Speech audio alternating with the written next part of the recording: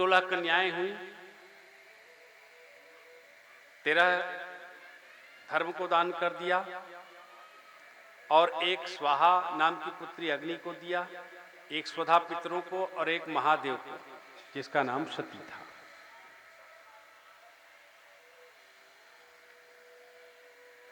सती का विवाह दक्ष ने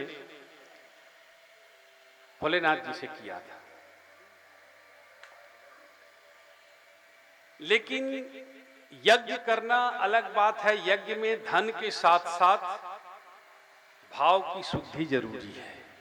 कितना बड़ा यज्ञ करें आप, उसमें धन आप खूब लगाइए, लेकिन यदि आपका भाव शुद्ध नहीं है तो उसका कोई मतलब नहीं है।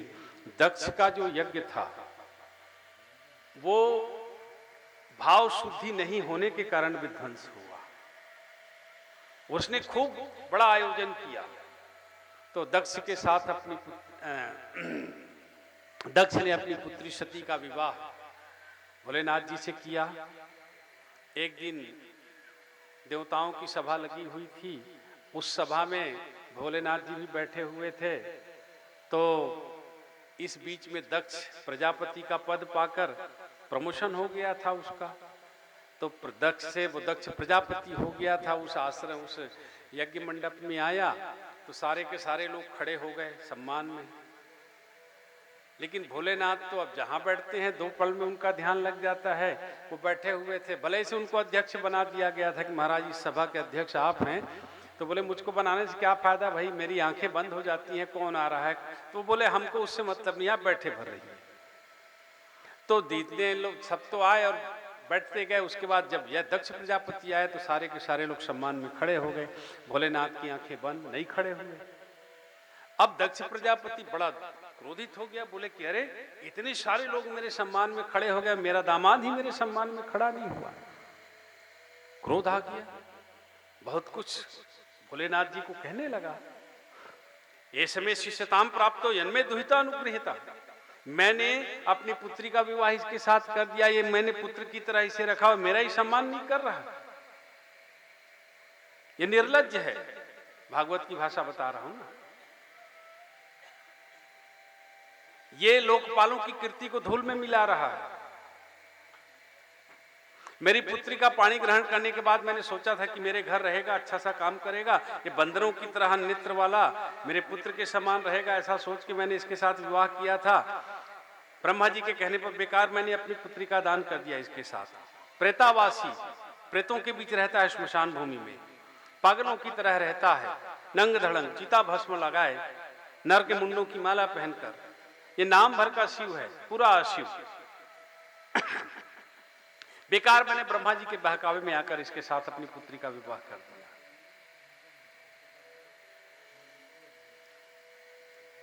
लड़की का विवाह जब आप किसी के साथ करते हैं तो पूरी इंक्वायरी के बाद करते हैं। और फिर भोलेनाथ थे, उनके बारे में तो सब जानते थे, दक्ष भी जानता था।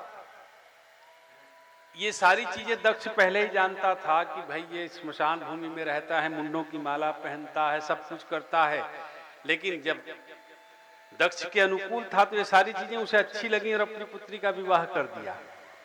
एक छोटी सी घटना सम्मान में नहीं उठे भोलेनाथ तो यही उल्टा लगने लगा, बोले कि बेकार मैंने कर दिया इसके साथ।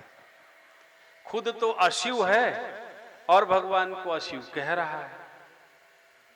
जिसकी कृपा से, जिसके दस्तखत से ये प्रजापति बना, उसके प्रमोशन लेटर पर यदि दस्तखत नहीं करते ब्रह्मा और विष्णु महेश तो ये प्रमोशन नहीं पाता।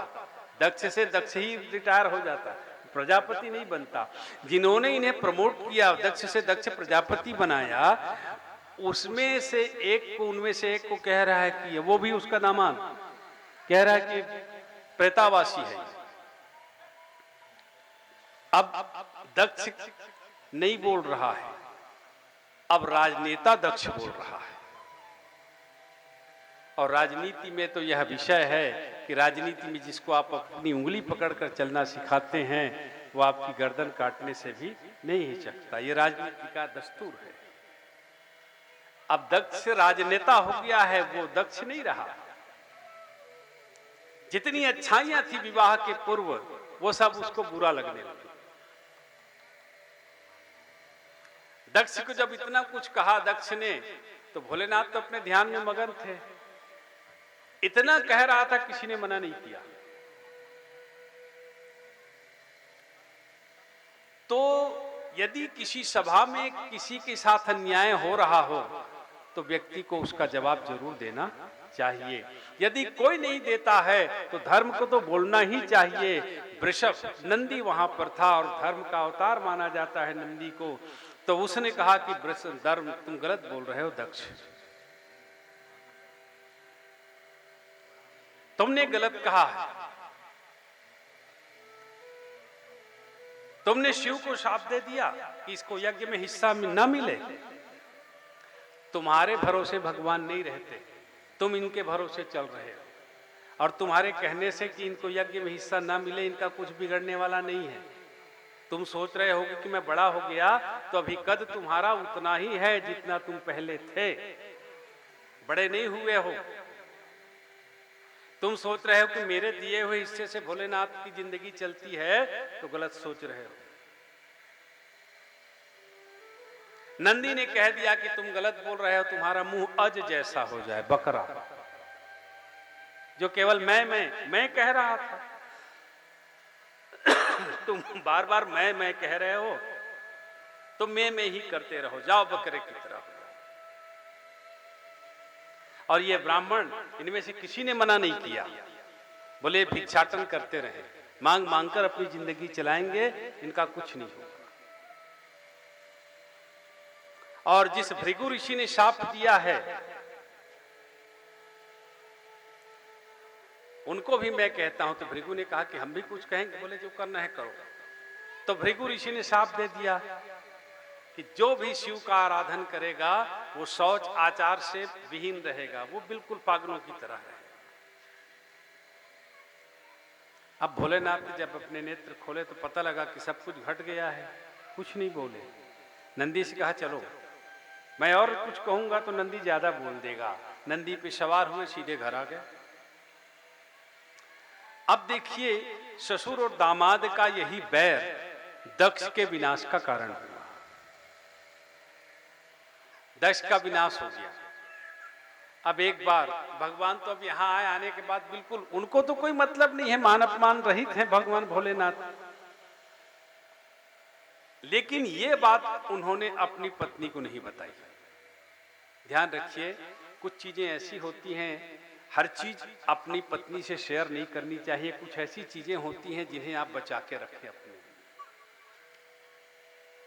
ये शेयर नहीं किया, उन्होंने नहीं बताया क्या घटा वहां पर। तो अब सती महारानी, अब सेवा तो चल रही थी, दो ही प्राणी तो थे, कोई तीसरा तो था नहीं। भगवान भोलेनाथ की गृहस्थी बड़ी अच्छी चल रही थी। एक बार शंकर जी राम कथा सुनने के लिए कुंभज ऋषि के पास गए। एक समय त्रेता युग माही, शंभु गए कुंभज ऋषि पाही। अब जैसे ही शंकर जी कथा सुनने के लिए, भगवान भोलेनाथ ने कहा कि चलो सती, आज मैं तुमको बहुत बड़े आदमी से मिलाता हूँ। कथा सुनने के लिए गए, नंदी पे बैठे। जैसे ही उतरे, थोड़ी दूर पहुंचने के बाद तो व्यासपीठ पर कुंभज ऋषि बैठे हुए थे। शंकर जी आए तो उतर कर प्रणाम कर लिया।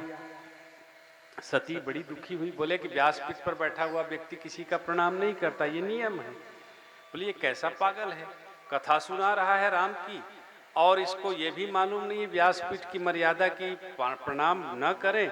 इसने प्रणाम कर दिया। वक्ता है कुंभज ऋषि और श्रोता है हमारे भोलेनाथ, श्रोता का प्रणाम कर रहा है वक्ता।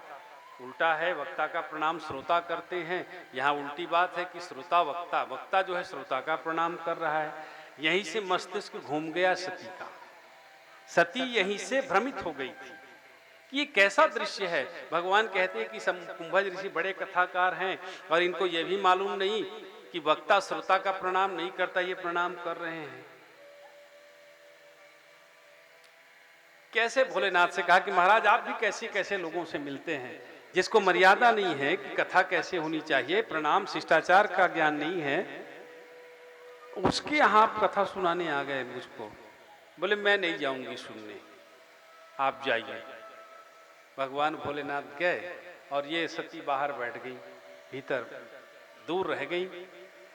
इस बीच में जब भगवान कथा सुन के लौटे तो सती से कहा कि तुम नहीं गई, बड़ी अच्छी कथा थी, क्या सुंदर कथा थी मेरे आराध्य की। तो बोले इतनी अच्छी कथा थी? बोले हाँ। भगवान उधर से लौट रहे थे, इस बीच में सीता का हरण हो चुका था।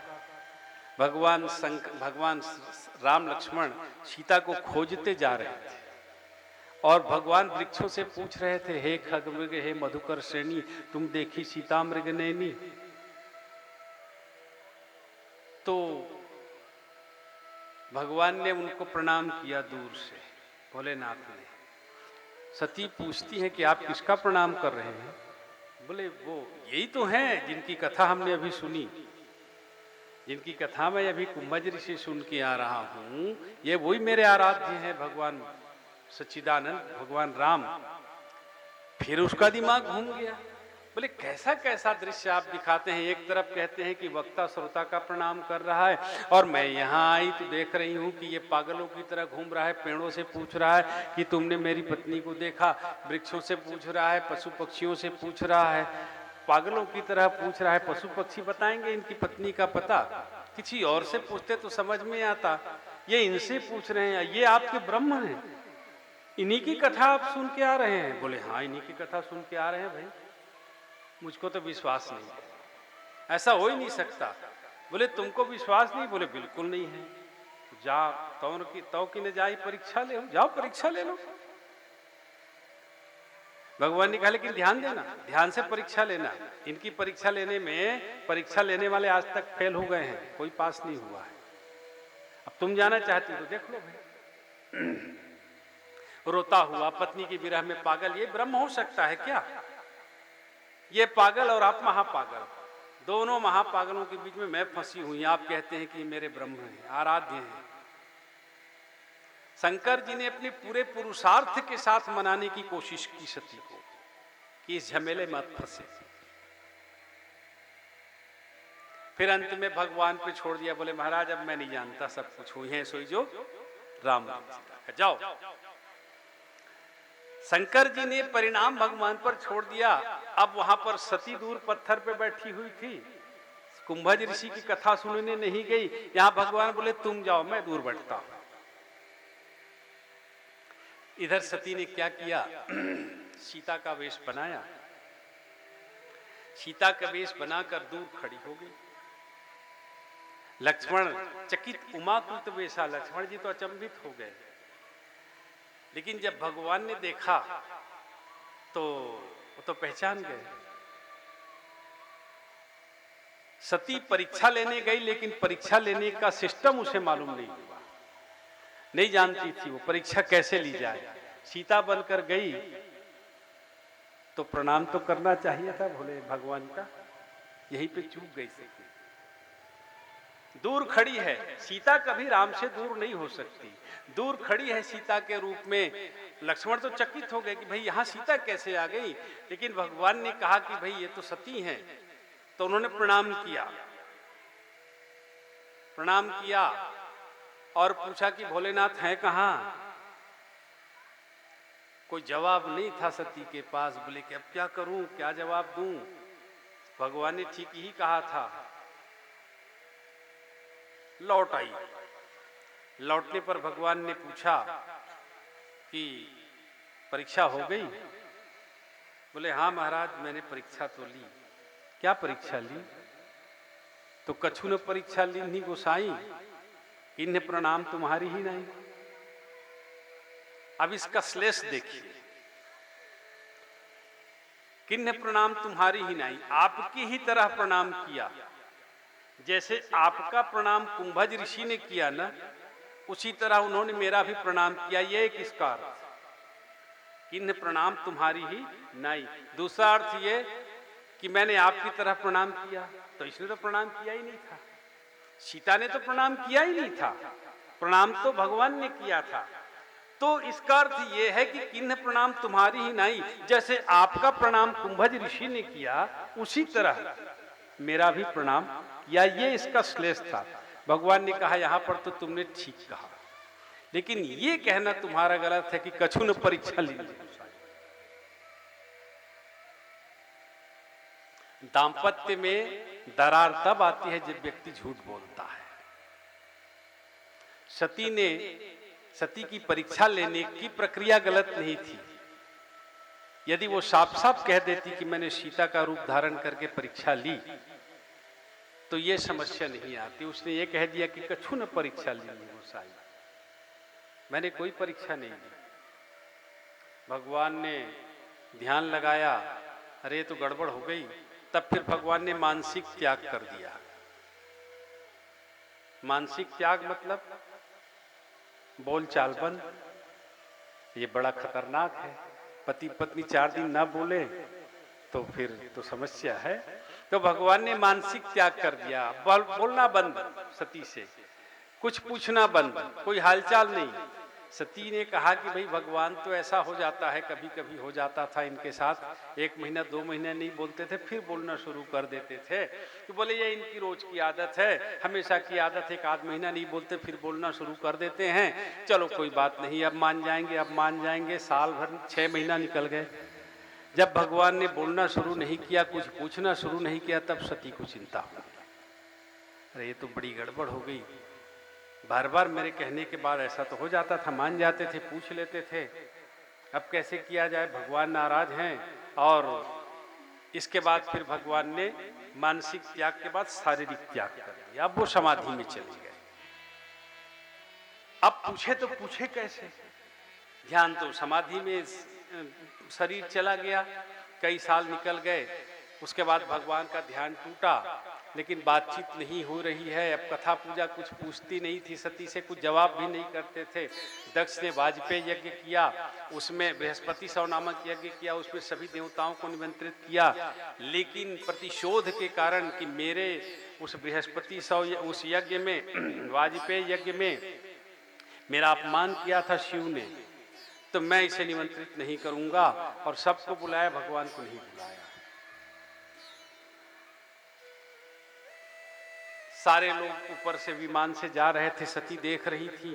पूछा उन्होंने भगवान से कि इतने सारे लोग कहाँ जा रहे हैं, इतने सारे विमान एक साथ उड़ रहे हैं?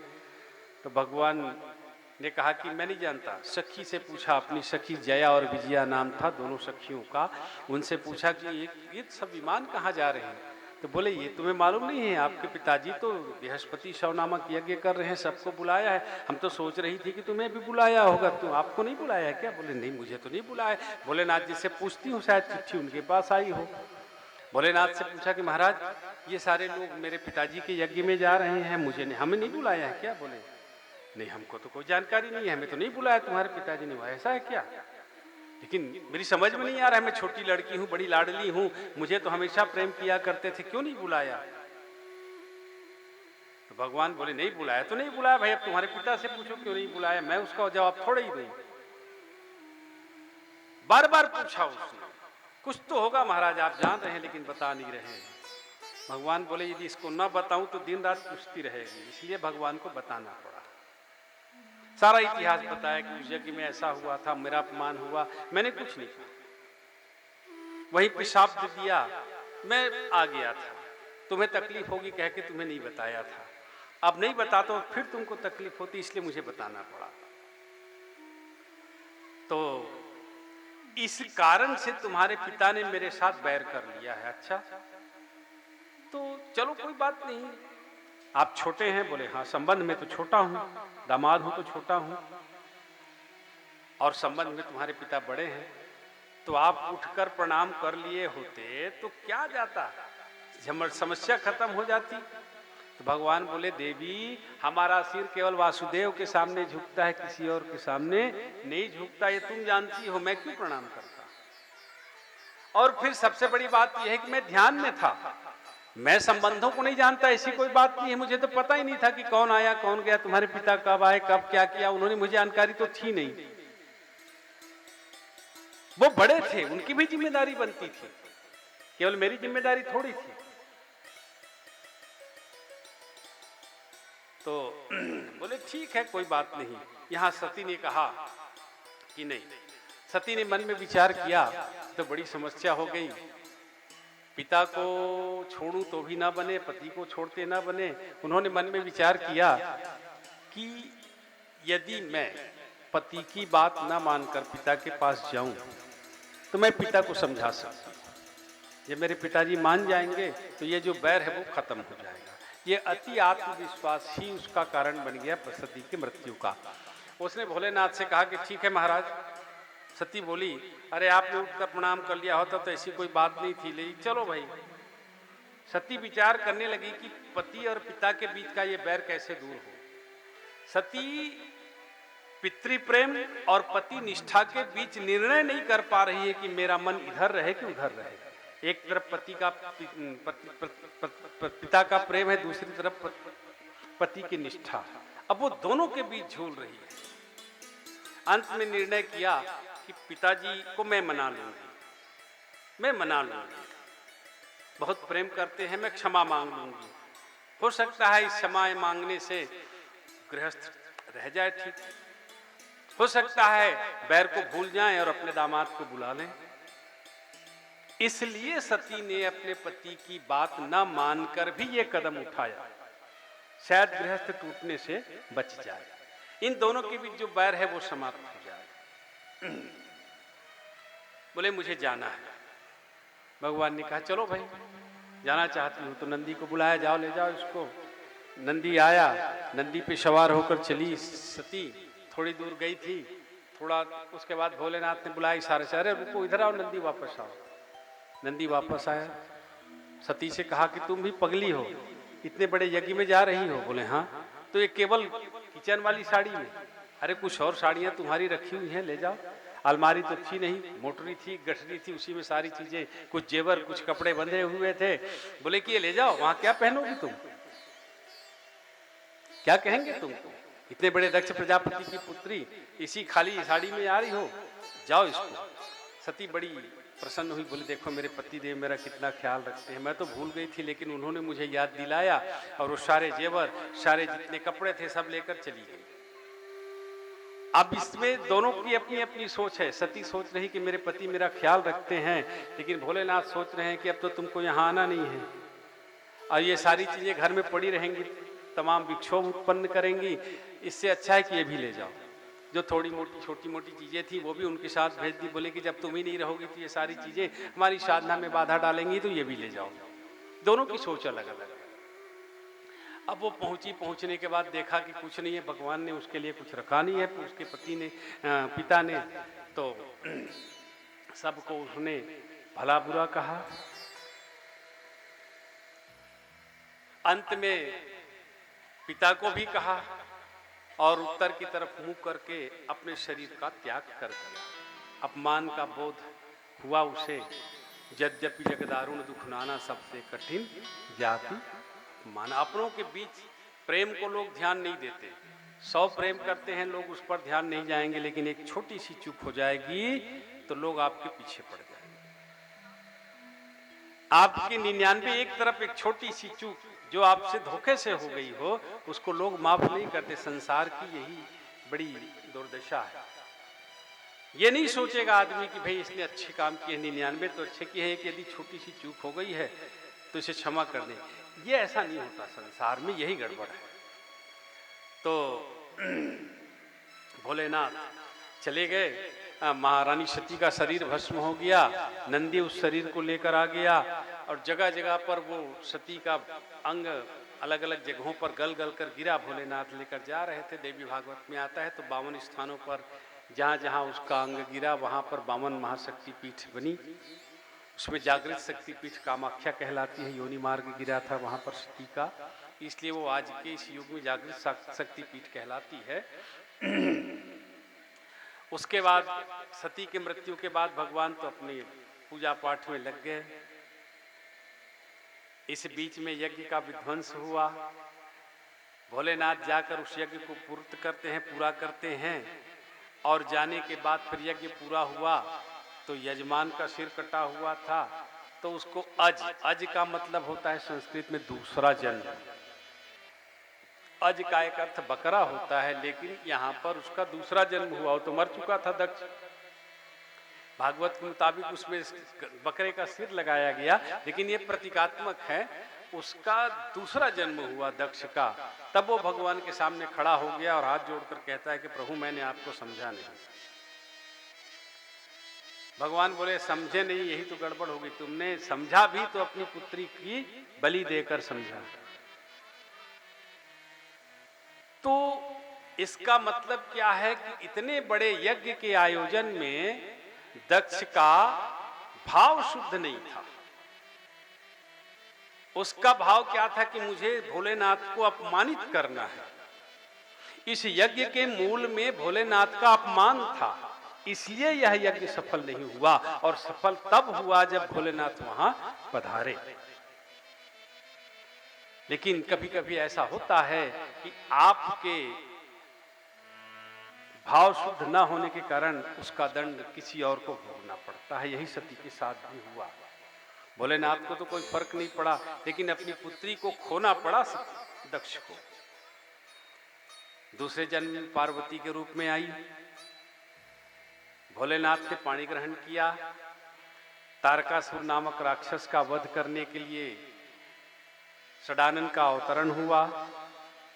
इसके बाद गृहस्थ धर्म की चर्चा शुरू हुई, और गृहस्थ धर्म की चर्चा होने के बाद ध्यान दीजिएगा, इस जन्म में फिर भगवान ने, भोलेनाथ ने जब सती के रूप में उनको त्यागना पड़ा था सती को, तब सती को उन्होंने बाईं ओर बैठाना बंद कर दिया था। बोले ये अधिकार अब समाप्त हो गया तुम्हारा, अब तुम सामने बैठो। सती सामने बैठती थी, इसका रहस्य तो पूछ नहीं पाई वह, लेकिन भगवान उसको बाईं ओर बिठाने के बजाय जब से सीता का रूप धारण किया था तब से सामने बिठाते थे। और जब पार्वती के रूप में विवाह हुआ तब फिर बाबा तुलसी लिखते हैं, जान प्रिया आदर अति किन्हा, बाम भाग आसन हर दिन्हा। फिर अपनी बाईं ओर बुलाया। सती दूर थी, पार्वती समीप है। शिवम करोति कल्याणम, यह गृहस्थ का सूत्र है। इसलिए इस बात का हमेशा ध्यान रखें, गृहस्थ में यदि आप झूठ बोलते हैं, असत्य बोलते हैं, तो इसके मूल में सती का असत्य बोलना ही था। इस कारण से सती तो गई, गृहस्थ का नाश हुआ, सती को जाना पड़ा। इतना सब कुछ होने के बाद जब कुछ हासिल हुआ दक्ष को, उसका जीवन तो मिल गया, लेकिन अपनी पुत्री को खो देने के बाद। आज की चर्चा यहीं तक। कल हम आपको भक्तराज ध्रुव का प्रसंग सुनाएंगे, ऋषभ देव का प्रसंग आपके सामने होगा, महाराज पृथु का प्रसंग आप सुन पाएंगे, और जड़ भरत और भरत जी का प्रसंग आपके सामने कल होगा, और वृत्रासुर इत्यादि अच्छी अच्छी कथाएं कल आप सुन पाएंगे। कल तीसरा दिवस है, इसलिए चूंकि कार्यक्रम का प्रसारण YouTube पर लाइव भी हो रहा है, इसलिए 3 बजे समय का जरा ख्याल रखें। तो इन सभी चीजों को ध्यान में रखते हुए